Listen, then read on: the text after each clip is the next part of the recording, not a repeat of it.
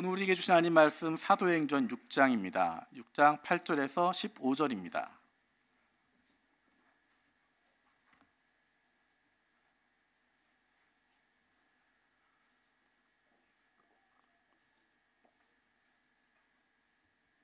사도행전 6장 8절에서 15절.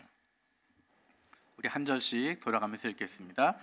스데반이 은혜와 권능이 충만하여 큰 기사와 표적을 민간에 행하니 이른바 자유민들 즉 구레네인, 알렉스리안드린, 길리기아와 아시아에서 온 사람들의 회당에서 어떤 자들이 일어나 스데반과 더불어 논쟁할세.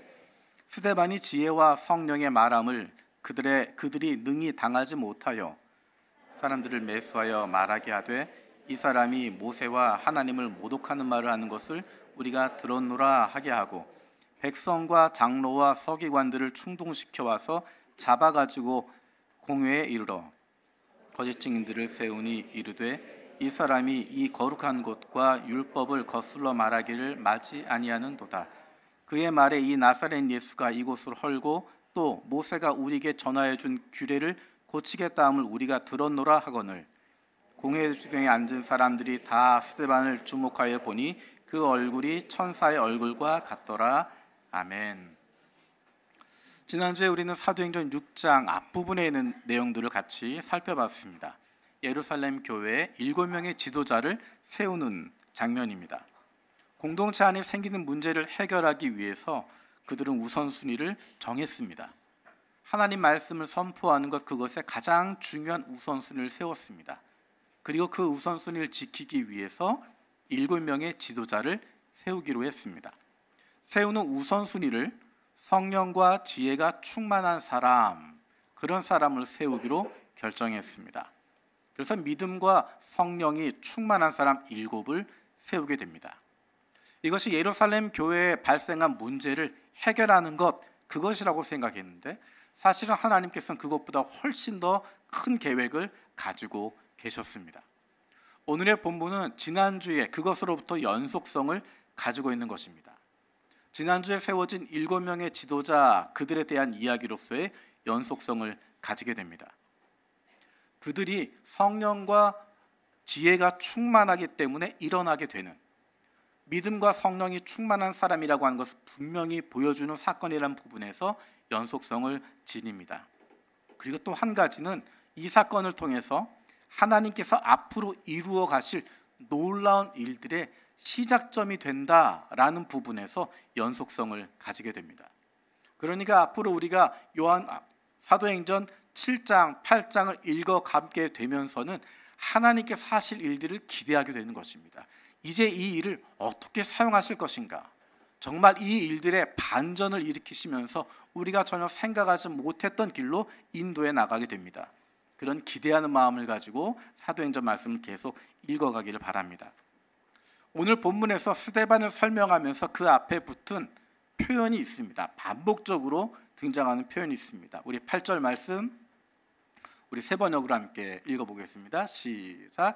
스데반은 은혜와 능력이 충만해서 백성 가운데서 놀라운 일과 큰 기적을 행하고 있었다. 또 10절 말씀도 읽어보겠습니다. 10절입니다.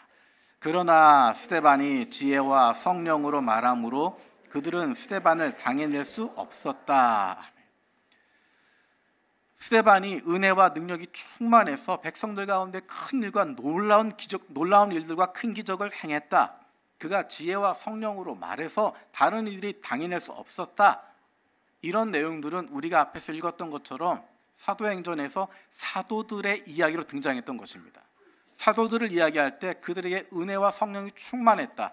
그들의 손을 통해서 하나님이 놀라운 일들을 행하셨다. 사람들이 두려워했다. 그들을 어찌하지 못했다라고 하는 표현이 등장하는데 이제는 그 일들이 사도들뿐만 아니라 다른 제자들을 통해서도 더 나아가서는 그들을 통해 예수를 믿게 되어지는 그리스도인들을 통해서도 그 일들이 나타나고 있다는 것입니다. 요한복음에서 예수님께서 약속하신 대로 예수님 앞에 있었던 그 제자들뿐만 아니라 그들을 통해서 예수를 영접하게 되고 예수를 나의 주 나의 하나님으로 고백하는 그들에게도 동일한 능력을 더하여 주시고 있기 때문입니다. 왜냐하면 요한복음 17장에서 예수님께서 제자들을 위해서 대제사장적 기도를 하실 때 그 기도는 눈앞에 있었던 그 11명만을 대상으로 한 것이 아니라 그들을 통해서 예수를 믿게 되어질 사람들, 그들을 통해서 예수를 만나게 될 사람들, 그들을 통해서 하나님 앞에 나오게 될 모든 이들을 위해서 중보하고 계셨기 때문입니다. 그 기도가 유효한 것이고 사도행전에서 그것이 드러나고 있고 초대교회에서 그것이 나타나고 있고 그리고 오늘날 우리들 가운데서도 그 기도가 유효한 것입니다. 스데반이 지도자로 세워질 때 그들이 세웠던 우선순위가 어떤 것이었습니까? 지난주 본문이었던 사도행전 6장 3절 말씀 함께 읽어보겠습니다. 시작. 그러니 형제자매 여러분 지혜가 충만한 사람 7을 여러분 가운데서 뽑으십시오. 그러면 그들에게 이 일을 맡기고 5절입니다. 5절도 읽겠습니다. 모든 사람이 이 말을 좋게 받아들여서 믿음과 성령이 충만한 사람인 스데반과 빌립과 브로고로와 니가노로와 디몬과 바메나와 안디옥 출신의 이방 사람으로서 유대교에 개종한 사람인 니골라를 뽑아서 아멘. 신망 있고 성령과 지혜가 충만한 사람, 믿음과 성령이 충만한 사람. 저 여러분들도 성령 충만한, 성령과 지혜가 충만한 사람 되기를 기도하길 원합니다. 믿음과 성령이 충만한 사람이 되기를 기도하길 원합니다. 성령 충만한 사람이 되어서 하나님이 주시는 권능을 사용할 수 있는, 하나님이 행하시는 놀라운 일 가운데 쓰임받게 되어지길 원합니다. 그렇지 않으면 오늘 본문에 등장하고 있는 다른 사람들처럼 될 수 있기 때문입니다. 오늘 본문에 특별한 사람들이 등장하고 있습니다. 오늘 본문에서 지혜와 성령이 충만한 스데반을 대적해서 등장하는 사람들이 있습니다. 이 사람들은 종으로 있다가 자유를 얻은 유대인들의 사람의 공동체입니다. 그 공동체 이름을 리버디노라고 불렀습니다. 우리 8절에서 10절까지 함께 읽어보겠습니다. 8절에서 10절까지. 스데반은 은혜와 능력이 충만해서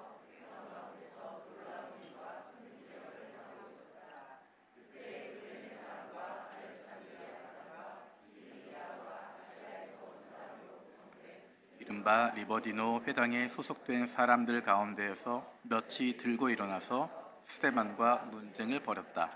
그러나 스데반이 지혜와 성령으로 말하므로 그들은 스데반을 당해낼 수 없었다. 자, 여기에 보면 리버디노 회당이라고 하는 단어가 등장합니다. 세번역 성경 밑에 보면 그것에 대한 설명이 붙어 있습니다. 라틴어 이름, 종으로 있다가 자유를 얻은 유대 사람들의 집단, 그들의 회당도 같은 이름으로 불렸음. 그러니까 이 사람들은 팔레스타인 땅에 거하고 있는 사람이 아니라 다른 지역으로 갔던 사람들입니다. 그곳에서 종되었던 사람들, 포로로 잡혀갔거나 여러 가지 이유로 끌려가서 종살이 하던 사람들인데 그들이 자유를 얻게 된 사람들입니다. 아마도 로마 시민권을 얻게 된 사람들일 것입니다. 그래서 해외에서 살았었고 그런 경험을 가지고 있다가 그들이 예루살렘으로 돌아왔습니다. 그래서 그들이 모여서 공동체를 만들었는데 그것을 리버디노 회당이라고 불렀습니다. 다른 일반적인 히브리파 유대인들과는 특성이 좀 다른 것입니다. 왜냐하면 그들이 가지고 있었던 독특한 경험이 있기 때문에 일반적인 히브리파 유대인들과 어울리기가 어려운 사람들입니다.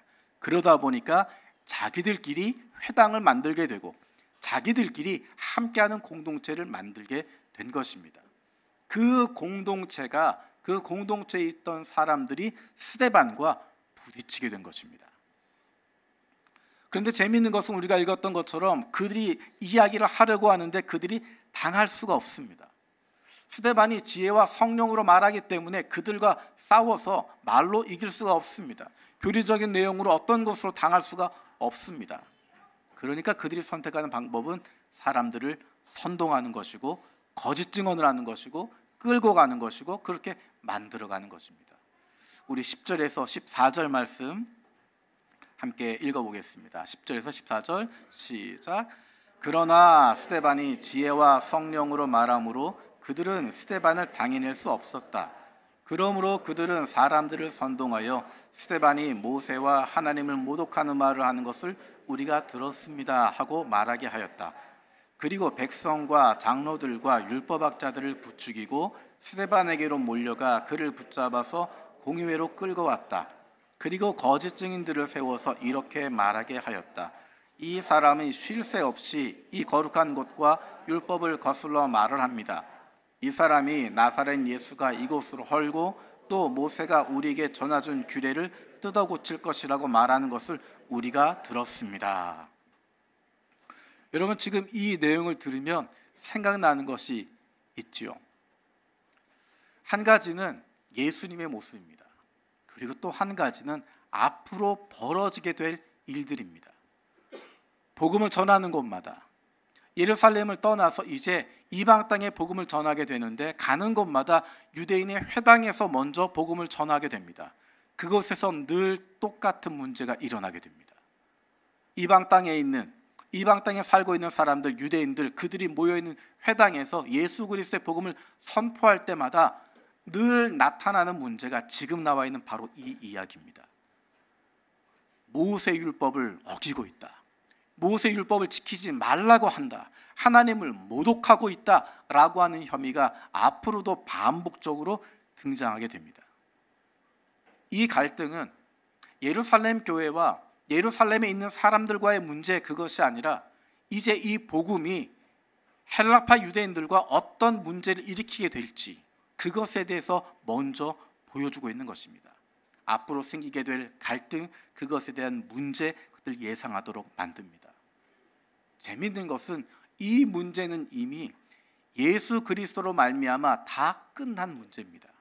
예수님께서 돌아가시기 전에 화요일 신학 논쟁을 통해서 이미 다 해결해 버리신 것입니다. 당시에 예루살렘에 있었던 지도자들은, 율법학자들은 아무 말도 대답할 수 없을 정도로 신학적으로 다 끝내놓은 것인데, 예수님의 제자들, 사도들을 핍박하기 위해서 이 문제를 다시 들고 나오고, 이것이 예루살렘에서 다 이미 끝나버린 문제인데 바깥으로 복음을 들고 나갈 때마다 동일한 문제가 계속 일어나게 되고 유대인들과의 소동과 갈등이 일어나게 됩니다.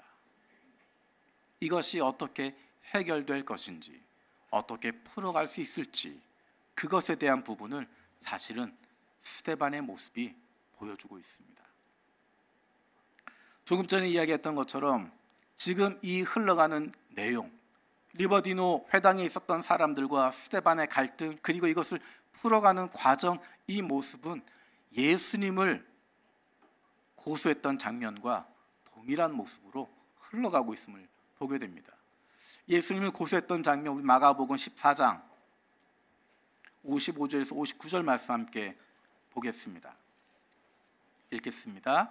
대제사장들과 온 의회가 예수를 사형에 처하려고 그를 고소할 증거를 찾았으나 찾아내지 못하였다. 예수에게 불리하게 거짓으로 증언하는 사람이 많이 있었지만 그들의 증언은 서로 들어맞지 않았다. 더러는 일어나서 그에게 불리하게 거짓으로 증언하여 말하기를, 우리가 이 사람이 말하는 것을 들었는데 내가 사람의 손으로 지은 이 성전을 허물고 손으로 짓지 않은 다른 성전을 사흘 만에 세우겠다 하였습니다. 그러나 그들의 증언도 서로 들어맞지 않았다. 예수를 사형에 처하기 위해서 거짓 증언을 동원하고 노력했지만 그 증언들이 들어맞지 않았다라고 이야기합니다.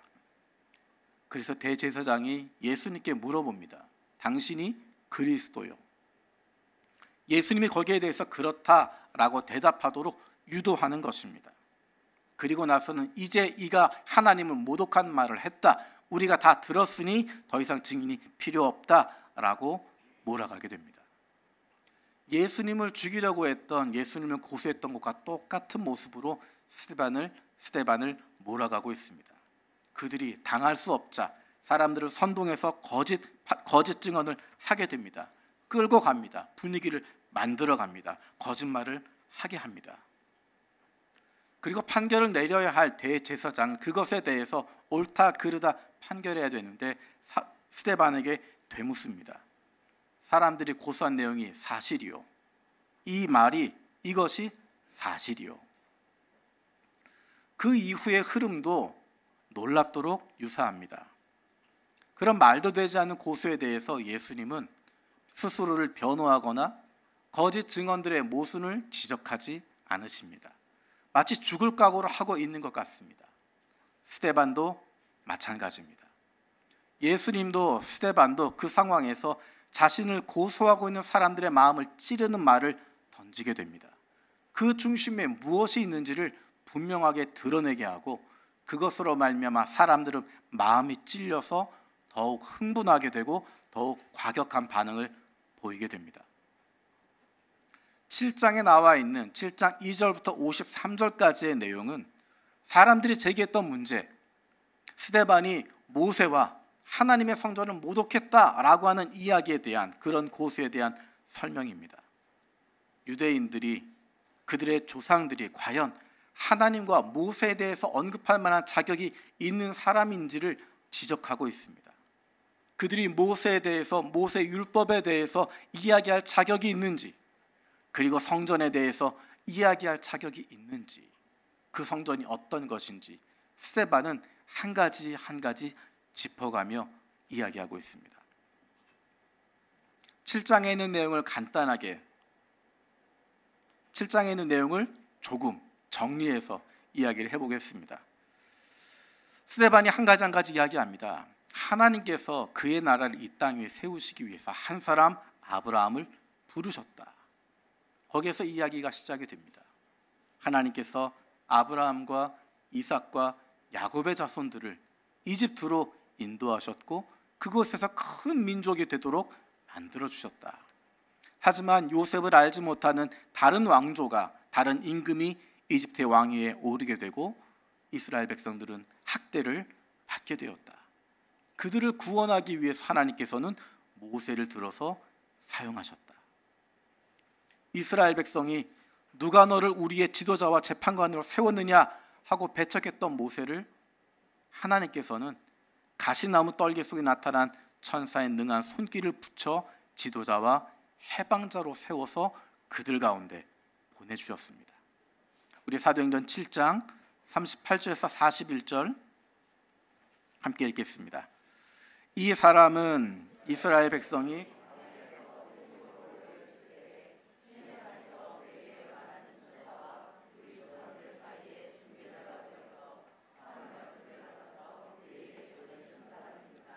그러나 우리 조상들은 그의 말을 들으려고 하지 않았고 그를 제쳐놓고서 이집트로 돌아가고 싶어 하였습니다. 그래서 그들은 아론에게 말하였습니다. 우리를 인도할 신들을 우리에게 만들어 주십시오. 이집트 땅에서 우리를 이끌어내온 그 모세가 어떻게 되었는지 우리는 도무지 모르겠습니다.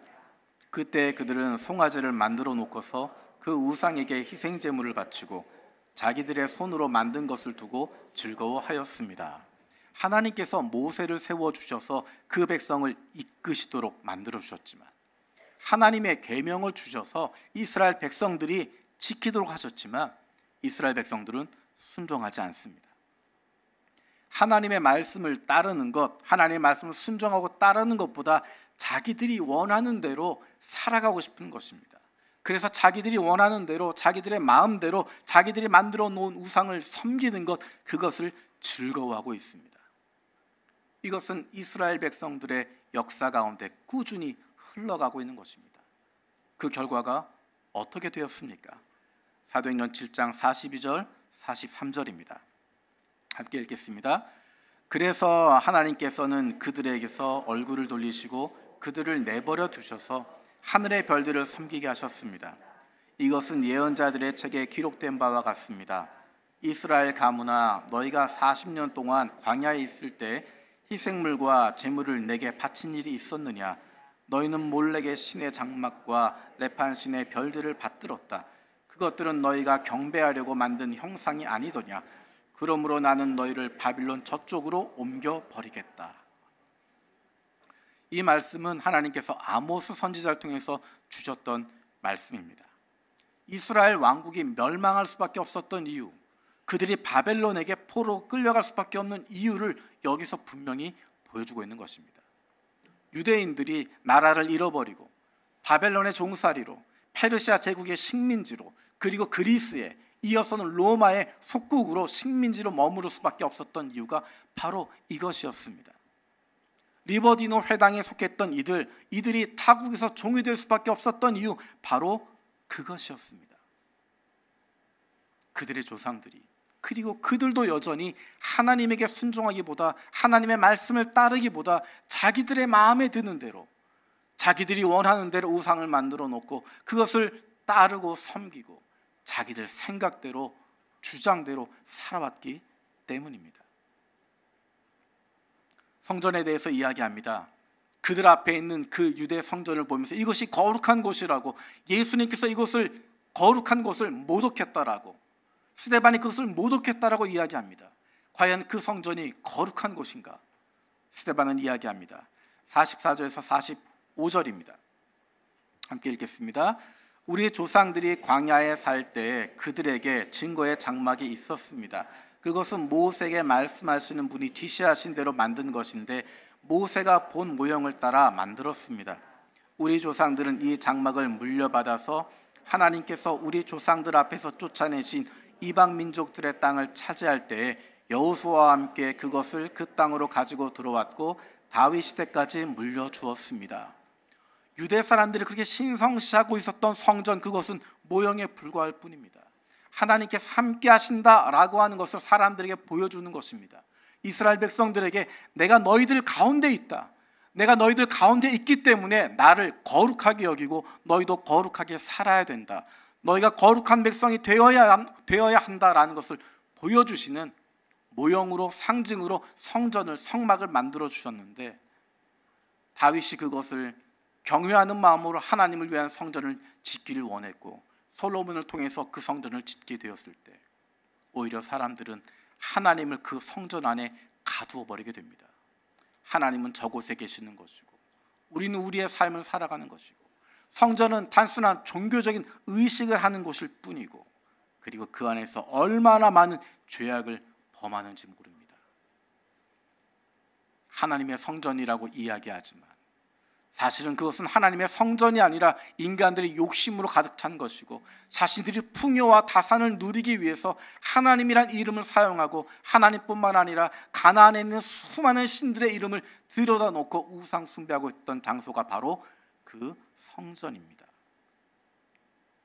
예수님께서 이 땅에 오셔서 그 성전을 청결케 하실 때 말씀하신 것이 바로 그것입니다.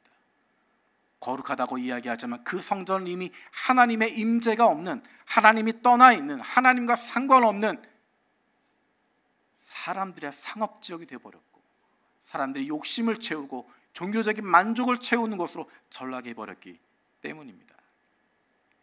하나님께서는 성전에 대해서 이렇게 말씀하셨습니다. 48절에서 50절입니다. 그런데 지극히 높으신 분께서는 사람의 손으로 지은 건물 안에 거하지 않으십니다. 그것은 예언자가 말하기를 주님께서 말씀하신다. 하늘은 나의 보좌요 땅은 나의 발판이다. 너희가 나를 위해서 어떤 집을 지어주겠으며 내가 쉴 만한 곳이 어디냐. 이 모든 곳이 다 내 손으로 만든 것이 아니냐 한 것과 같습니다. 사람들은 성전을 만들어 놓고 그것이 하나님의 집이라고 이야기하고 여기가 거룩한 곳이라고 말해놓고 하나님의 임재가 있는 곳, 하나님이 관할하는 곳은 저기 뿐이고 내 삶은 내 마음대로 살아도 된다고, 내 욕심대로 살아도 된다라고 생각하고 있습니다. 하지만 하나님 말씀하십니다. 내가 머무르는 곳이 어디겠느냐, 내가 이 성전 안에만 머무르겠느냐, 이 땅 어디든 내가 거하지 않겠느냐.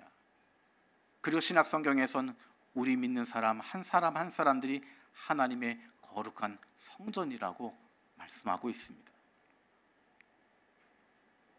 스데반을 향해서 대항하고 있는, 그를 향해서 돌을 들고 있는 그 사람들에게 가장 치명적인 이야기를 스데반이 던지고 있습니다. 그들은 천사들이 전해준 율법을 받기만 하고 지키지는 않았습니다. 이름은 유대인이지만 율법을 지키는 사람들이 아니라 율법을 가지고 있기만 했습니다. 내가 원하는 예언이 아니면 듣지 않고, 내가 듣고 싶은 이야기를 하는 사람이 아니면 박해하고 죽여버렸던 사람들이라고. 그래서 마침내는 하나님의 아들인 예수 그리스도가 오셨는데 그분마저도 죽여버리지 않았냐고.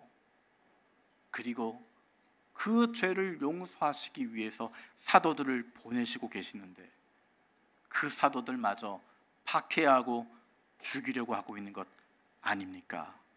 이야기하고 있습니다. 여러분이라면 이 정도 이야기를 들으면 어떤 반응을 보이시겠습니까? 이 말을 듣고 마음에 찔림이 있으면 어떻게 하겠습니까? 이 사람들의 반응이 사도행전 7장 54절에 나옵니다. 54절 함께 읽겠습니다. 그들은 이 말을 듣고 격분해서 스데반에게 이를 갈았다. 57절입니다. 사람들은 귀를 막고 큰 소리를 지르고서 일제히 스데반에게 달려들어. 59절 60절입니다. 사람들이 스데반을 돌로 칠 때 스데반은 주 예수님 내 영혼을 받아주십시오 하고 부르짖었다. 그리고 무릎을 꿇고서 큰 소리로 주님 이 죄를 저 사람들에게 돌리지 마십시오 하고 외쳤다. 이 말을 하고 스데반은 잠들었다. 이 마지막 모습은 마치 예수님께서 빌라도 법정을 거쳐 십자가에서 돌아가실 때의 모습을 보여주는 것 같습니다. 사람들은 예수님에게 귀를 기울이지 않고 귀를 닫아버리고 눈을 감아버리고 자기들의 욕심으로 예수를 죽여버립니다. 거기에 대해서 예수님께서 마지막 순간에 기도하십니다. 아버지여 내 영혼을 받아주십시오. 스데반이 기도합니다. 주 예수님 내 영혼을 받아주십시오. 사람들을 향해서 예수님께서 십자가 위에서 기도하십니다. 아버지 이 죄를 저 사람들에게 돌리지 마십시오. 스데반이 돌에 맞아 죽어가며 기도합니다. 주님 이 죄를 저 사람들에게 돌리지 마십시오. 그리고 스데반은 잠들었다 라고 성경은 기록합니다. 잠들었다라고 하는 것은 깰 날이 있다는 것입니다. 예수 그리스도를 죽은 자 가운데 다시 살리신 하나님의 권능으로 그를 다시 살리실 것 믿고 기대하는 표현입니다. 놀라운 것은 이 자리에 있었던 사람, 그 사람 중에 한 명이 사울이었습니다. 사울은 스데반이 죽임당한 것을 마땅하게 여겼다라고 기록되어 있습니다. 그런데 스데반이 기도했던 것처럼 이 죄를 저 사람들에게 돌리지 마십시오. 이 죄의 중심에 있었던 그 사울에게 돌리지 마십시오. 오히려 그가 복음의 사람이 되게 해주십시오. 기도했던 그 기도를 주님께서 응답해 주시고 사울을 달라지게 하시고 하나님께서 사울을 통해서 스데반은 그 예루살렘에서 그렇게 비참하게 죽임을 당했지만 그 자리에 있었던 한 사람 사울을 통해서 하나님은 스데반을 통해서 말씀하셨던 그 복음이 예수 그리스도를 통해 선포하셨던 그 복음이 온 세상 가운데 선포될 수 있도록 그를 사용하고 계십니다. 스데반 앞에 수많은 사람들이 있었습니다. 성령 충만하지 않으면 쉽게 흔들릴 수밖에 없습니다. 예수님을 향해서 돌을 들고 선동되었던 사람들, 예수를 십자가에 못 박아라 선동받았던 사람들, 그들이 여전히 스데반을 돌로 치라는데 선동받게 됩니다. 그들이 여전히 사도 바울을 돌로 치라는데 선동되게 됩니다. 그 가운데 어떤 사람들은 돌아서기도 하고 회개하기도 하고 복음의 일꾼으로 하나님의 사람으로 쓰임받기도 합니다. 하지만 여전히 한 번, 두 번, 세 번 선동되고 있는 사람들, 자신의 생각에만 사로잡혀 있기 때문입니다. 성령 충만하지 않으면 하나님의 말씀을 깨달을 수 없습니다. 하나님의 영이신 성령에 따라 성령으로 충만하지 않으면 내 생각에 따라 흔들리게 되고 내 유익에 따라 움직일 수밖에 없습니다. 하나님께서 말씀을 통해서 우리에게 잘못을 깨닫게 하시면 멈추고 돌아서는 것입니다. 스데반의 설교를 듣고 귀를 막고 그 입을 막으려고 할 것이 아니라 돌을 내려놓고 무릎을 꿇고 하나님께 용서를 구했어야 했습니다. 지금까지 우리가 잘못된 길을 걸어오고 있었습니다. 이제 멈추고 돌아섭니다. 우리를 받아주옵소서.